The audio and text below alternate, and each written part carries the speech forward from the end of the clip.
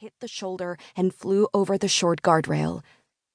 Airborne for seconds that felt like an eternity, Whitney closed her eyes and braced for impact. The shriek of crushing metal, intense, searing pain, and everything went black. Chapter 1. Now. Do you think the severed arm is too gory?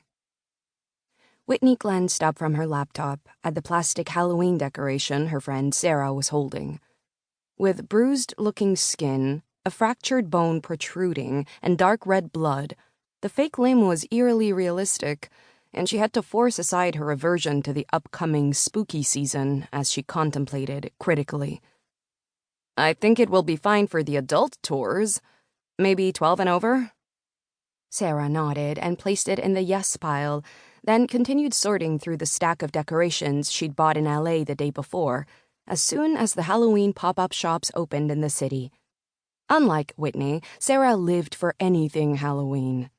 As kids, she always had the most elaborate, homemade costumes and won the prize for most school spirit more than anyone else.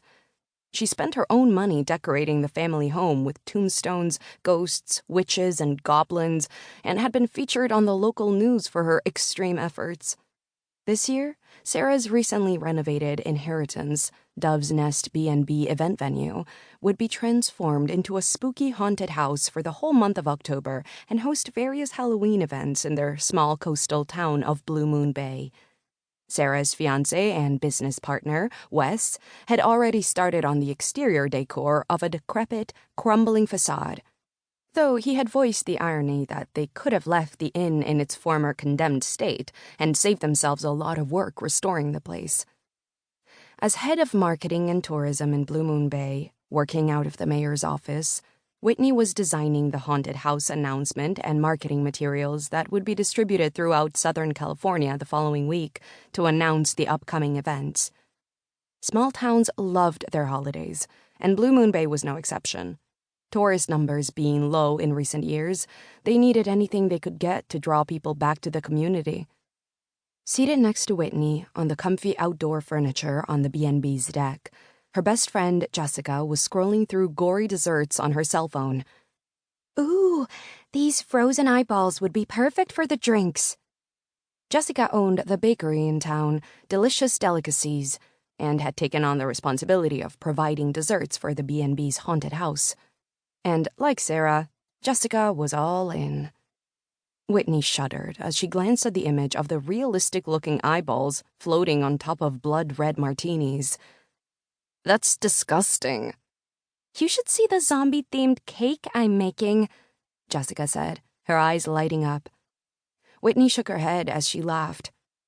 It's so hard to reconcile my bubbly, sweet friend with this horror fanatic you turn into this time of year.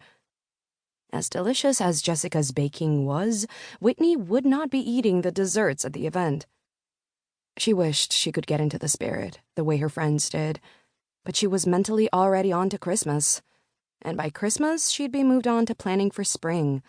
Working in the marketing industry, she was constantly a season or two ahead of reality, never really having time to stop and enjoy the one she was in. By the time she hit submit on these materials and they were on their way to the printer, she'd be lucky to even notice the pumpkins popping up on porches all over town in the coming weeks, as she buried herself in festive images on stock photo sites and prepped all the brochures and posters for the local holiday schedule. A cry sounded on the baby monitor next to her, and she jumped. Sarah laughed, her face instantly taking on that love-crazed look only a new mom would have. It's Henry. I'll be right back. Jess jumped up and said, I can get him. But Sarah shook her head. He'll need to be changed first. Okay. Jess sat back down with a grin. You can get him. Jess would have no trouble changing the baby, but they both knew Sarah was still in that protective new mom stage where she liked to do everything the baby needed herself. She and Wes hadn't even had a real date night since the baby was born, but they didn't seem to be in a rush to leave baby Henry and his older sister, Marissa, with a sitter. They loved their family time, and it was endearing to see the four of them together.